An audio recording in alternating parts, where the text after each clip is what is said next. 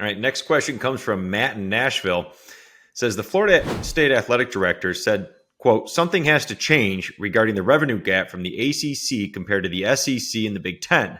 The numbers being thrown out for schools to leave the ACC was in the 120 million range.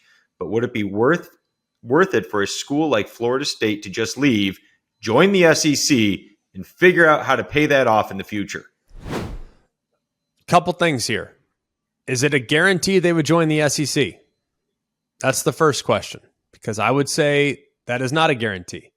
The second thing that I would say is you referenced the $120 million number. Yes, that was the number that floated out the last couple of days.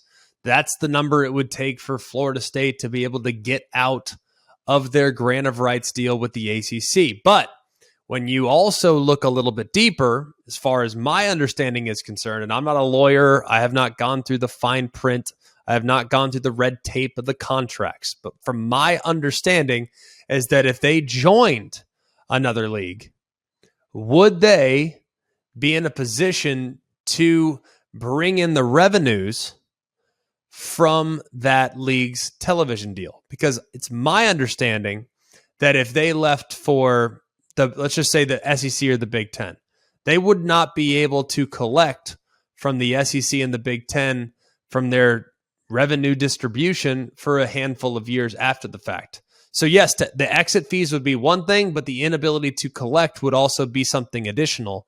So the numbers would be somewhere in the 250 to 300 to 320 range when compared to where they were in other spots. They obviously wouldn't be able to collect from the ACC as well. So the numbers, you get mixed reports. What's what? I don't know. I don't have access to the documentation available. All I have is the rumor mill stuff that you have. But if I were Florida State, I would be challenging in a court of law the grant of rights deal. That's what I would do. If I were counsel advising Florida State, I would try to challenge it. Hey, can I get out? If I can't, I want my deal sweetened, because there was also a number that was floating around just the other day. Look, I've never seen it outside of what was on the internet. I'm only going off of what you have as well.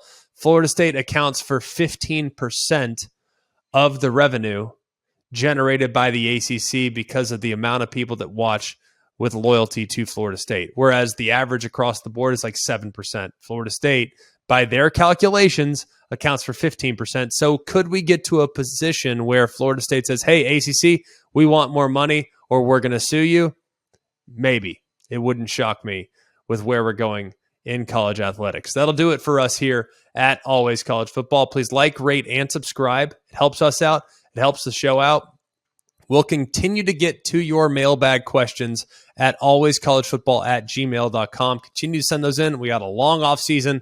We're going to try to answer at least one question a day from this point forward, assuming we have time to get to the mailbag. That'll do it for us here. For Jack Foster and Mark Kubiak, I'm Greg McElroy. Hope you have a wonderful day. And remember, it's always college football.